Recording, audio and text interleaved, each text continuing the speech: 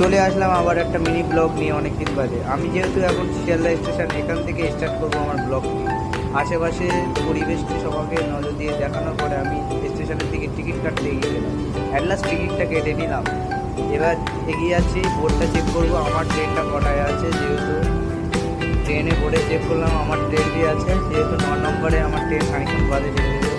আমি এগিয়ে যাচ্ছি আমার ট্রেনের টাইম। সামনে একটা মেয়ে যাচ্ছে, অবশ্যই মেয়েটি থেকে হাসছিল পাশে। ট্রেনটি ছেড়ে দিল, বাইরে যে ট্রেনটা সবাইকে দেখাবো কেমন কী লাগে, সবাই এনজয় করবে।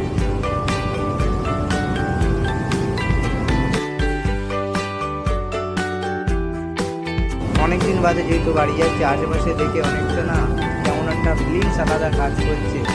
প্রকৃতির হাওয়া, আর যেখানে কাজ করি সবসময় জেলখানায় বলছি এই ধরো বাড়িতে যাচ্ছি, আবার রাত্রে যাও, শুয়ে পড়ো, এইভাবেই আমার জার্নি।